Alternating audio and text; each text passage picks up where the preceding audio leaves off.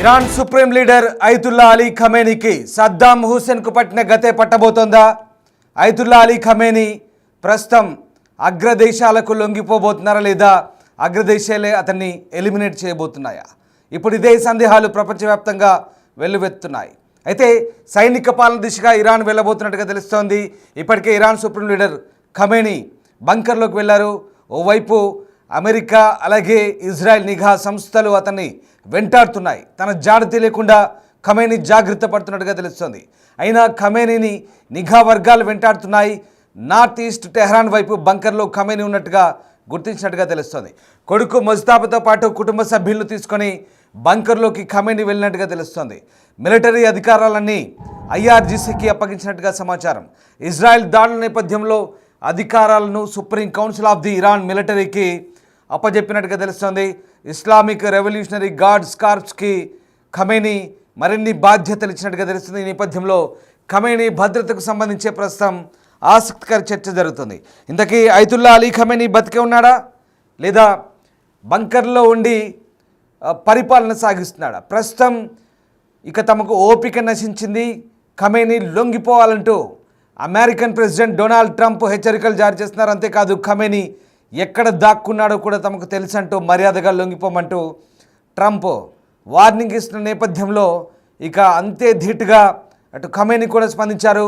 Already యుద్ధం మొదలైంది, కాచుకో అంటూ ఖమేనీ కూడా ఎక్స్లో స్పందించారు.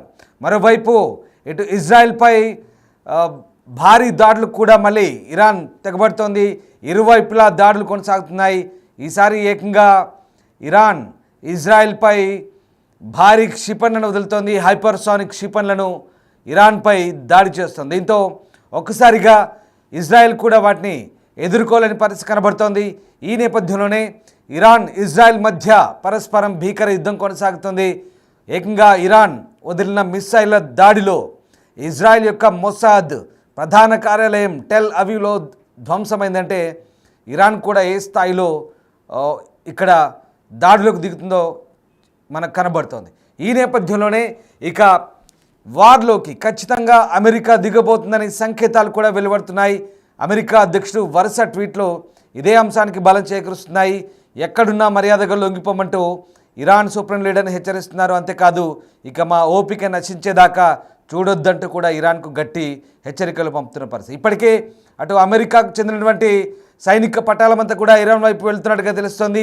బ్రిటన్కి సంబంధించినటువంటి సైనిక సామర్థ్యం కూడా ఇటు ఇజ్రాయెల్ వైపు మోహరించారు. ఇజ్రాయెల్కి అనుకూలంగా బ్రిటన్కి సంబంధించినటువంటి యుద్ధ నౌకలు కూడా ఇప్పటికే బయలుదేరాయి. పశ్చిమ దేశాలు కూడా ఇండైరెక్ట్గా మద్దతు పలుకుతున్నాయి, వెనకాల నడిపిస్తున్నాయి. అలాగే G7 దేశాలన్నీ కూడా ఇజ్రాయెల్కి ఓటు వేశాయి. ఈ నేపథ్యంలో ఇక ఇరాన్ 30 దాడి తప్పదా అనే వార్తలు వినిపిస్తున్నాయి. అదే కనుక జరిగితే భారీ యుద్ధమే సంభవించే అవకాశాలు కనిపిస్తున్నాయి. ఈ నేపథ్యంలో ఇరాన్ కూడా అంతే ధీటుగా స్పందించే అవకాశాలు కనిపిస్తున్నాయి. ఇరాన్ దగ్గర కూడా భారీ స్థాయిలో మిస్సైళ్ళు, భారీ సంఖ్యలో డ్రోన్లు, మిస్సైళ్ళు కూడా ఉన్న నేపథ్యంలో ఇక యుద్ధం ఎంత తీవ్రంగా ఉంటుందో, ఎంతటి భారీ యుద్ధంగా పరిణమిస్తుందనేది ప్రస్తుతం ఆసక్తికరంగా మారుతున్న పరిస్థితి. అయితే ఈ నేపథ్యంలోనే ఇక యుద్ధ తీవ్రత పెరిగే అవకాశం ఉంది. తనను ఖచ్చితంగా వెంటాడి వేటాడి చంపే అవకాశం ఉంది, లేదా యుద్ధ ఖైదీగా పట్టుకునే ఛాన్స్ ఉన్న నేపథ్యంలో Iran supreme leader Ayatollah Ali Khamenei ఏకంగా కుటుంబంతో సహా అక్కడి నుంచి టెహ్రాన్ నుంచి సురక్షిత ప్రాంతానికి వెళ్ళి తలదాచుకుంటున్నట్టుగా తెలుస్తుంది. ముఖ్యంగా మొనీరియా ప్రాంతంలో ఆయన ఉంటారు. ఆ ప్రాంతంలో, ఆ నివాసాన్ని సమయంలో ఇప్పటికే బాంబుల దాడి జరిగింది, బాంబుల వర్షం కురిసింది. అటు నుంచి లావిజాన్ ప్రాంతానికి వెళ్ళినట్టుగా తెలుస్తుంది. అటువైపు నుంచి ఇక గూఢాచారి వర్గాలు కనిపెట్టడంతో మరొక సురక్షిత ప్రాంతానికి తరలి వెళ్ళినట్టుగా తెలుస్తుంది. మొత్తం మీద Israel America target Ayatollah Ali Khamenei. Ayatollah Ali Khamenei Iran supreme లీడర్ని ఎలిమినేట్ చేస్తే మొత్తం వ్యవహారం సద్దుమరుగుతుందంటూ అమెరికా అలాగే ఇజ్రాయెల్ భావిస్తోంది. ఈ నేపథ్యంలో ఇక సుప్రీం లీడర్ టార్గెట్గానే ప్రస్తుతం ఈ దేశాలు ముందడుగు వేసే అవకాశం కనిపిస్తోంది. ఇక అమెరికా అధ్యక్షుడు డొనాల్డ్ ట్రంప్ చేసిన సంచలన వ్యాఖ్యలైతే ప్రస్తుతం రాజకీయ చర్చకు కారణమవుతున్నాయి. ముఖ్యంగా ఇరాన్ సుప్రీం లీడర్ ఎక్కడ దాక్కున్నారో తమకు తెలుసంటూ అతన్ని చంపడం పెద్ద పనేం కాదంటూ ట్రంప్ వ్యాఖ్యానించగా ఖమేనీ భద్రత, ఆయన వారసత్వంపై కూడా పెద్ద ఎత్తున ఇప్పుడు ప్రశ్నలు వస్తున్నాయి. ముఖ్యంగా ఈ యుద్ధంలో అంటే ఇటు అమెరికా చేతిలో కానీ అటు ఇజ్రాయెల్ చేతిలో కానీ ఖమేనీ హతమైతే ఇరాన్ పాలనా పగ్గాలు ఎవరు చేపడతారనే ప్రశ్న ప్రస్తుతం తెరపైకి వస్తోంది. ఇరాన్లో తెర వెనుక సుప్రీం లీడర్ వారసత్వ పోరు తీవ్రంగా సాగుతున్నట్లు అంతర్జాతీయ దౌత్య వర్గాలు కూడా నివేదిస్తున్నాయి. మరి ఖమేనీ తర్వాత ఈ కీలక పదవిని దక్కించుకోవాలని ఎవరు చూస్తున్నారు? చివరికి ఎవరికి అవకాశం దక్కబోతోంది? అంతకంటే ముందు ఒక్కసారి దాడికి సంబంధించిన దృశ్యాలు, వాటి శబ్దాలు మీరే వినండి.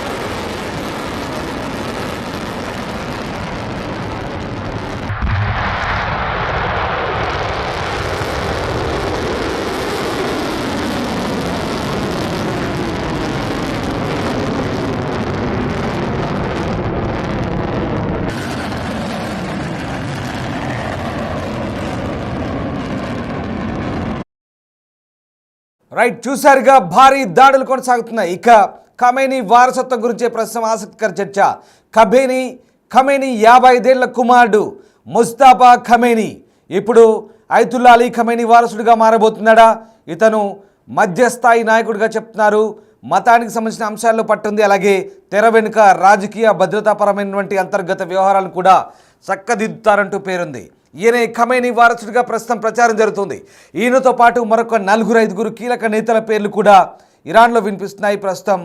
ఇక వారసత్వానికి గురించి కూడా అక్కడ ఇప్పటికే పోరు ప్రారంభమైనట్టుగా తెలుస్తోంది. అయతుల్లా అలీ ఖమేనీ కనుక చనిపోయినా లేదా అతను లొంగిపోయినా ఆయన తర్వాత ఎవరు ఇరాన్ వారసత్వ పగ్గాలు చేపట్టేది ఎవరు? ఇరాన్ను పరిపాలించేది ఎవరు? ఇప్పుడు ఇదే అంతర్జాతీయంగా జరుగుతున్న చర్చ. ముస్తాఫా ఖమేనీ, ఈయన ఖమేనీకి పెద్ద కుమారుడు, 55 ఏళ్ల కుమారుడు. ఈయన మధ్యస్థాయి మత నాయకుడు అయినప్పటికీ కూడా ఇరాన్ భద్రతా రాజకీయ వ్యవహారాలను తెర వెనుక నుంచి సమన్వయం చేయడంలో కీలక పాత్ర పోషిస్తారు. సుప్రీం లీడర్ కార్యాలయంలో రాజకీయ భద్రతా వ్యవహారాల డిప్యూటీగా అలీ అస్గర్ హెజాబీ కూడా పనిచేస్తున్నారు. ఈయనకు కూడా దేశ భద్రతా కార్యకలాపాలు, నిఘా వ్యవస్థపై గణనీయ ప్రభావం, పర్యవేక్షణ ఉంది. ఇక మరొక పేరు మహమ్మద్ గోల్పాయోగని. ఖమేనీ కార్యాలయంలో దీర్ఘకాలంగా పనిచేస్తున్నటువంటి వ్యక్తి మొహమ్మద్ గోల్పాయగాని. ఇతను ప్రధాన కార్యదర్శిగా ఉన్నారు. ఈయనకు వ్యవస్థపై లోతైన జ్ఞానంతో పాటు ఖమేనీ పట్ల అపారమైన విధేయత ఉంది. ఇక అలీ అక్బర్ వెలాయతీ, ఇరాన్ మాజీ విదేశాంగ మంత్రి, ఖమేనీకి విదేశాంగ వ్యవహారాలపై సీనియర్ సలహాదారు. ఈయనకు మతపరమైన జ్ఞానం ఉంది, ప్రభుత్వ స్థాయిలో విస్తృత అనుభవం, ఈ రెండు ఉన్నాయి. ఇక అలీ లారిజానీ, ఇరాన్ మాజీ పార్లమెంట్ స్పీకర్, ప్రభుత్వ ప్రసార సంస్థ మాజీ అధిపతి అయిన లారిజానీ ఆచరణాత్మక విధానాలతో ఖమేనీతో సన్నిహిత సంబంధాలు కలిగి ఉన్నారు.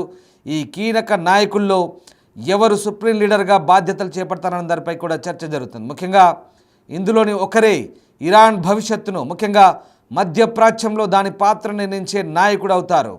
ఇప్పుడు అదే ఆసక్తికర చర్చ. వారసత్వ పోరు ముగింపు ఎలా జరగబోతోంది? ఇక ఈ పదవికి ఎంపిక ఎక్సట్ అసెంబ్లీ అంటారు. ఇది 88 మంది మత గురువులతో కూడిన మండలి. వారు ఖమేనీ తర్వాతి వారసుని ఎన్నుకుంటారు. వాస్తవాధారంగా చూసినప్పుడు ముస్తాఫా ఖమేనీ అధికారికంగా సరైన మత విద్యను పూర్తి చేయకపోవడం, రాజ్యాంగానికి విరుద్ధంగా కుటుంబ వారసత్వ పాలన ఏర్పడేలా చేస్తుందన్న విమర్శలున్నాయి. కానీ ఆయనకు ఐఆర్జీసీ మద్దతు ఉండడం, వ్యవస్థపై చెరిపోలేని ప్రభావం ఉండడం వల్ల అవకాశాలు మాత్రం కలిగి ఉన్నాయి. మొత్తం మీద ఇక ఇరాన్కు సంబంధించిన వ్యవహారాలు ఇప్పుడు ఆసక్తికరంగా మారుతున్నాయి.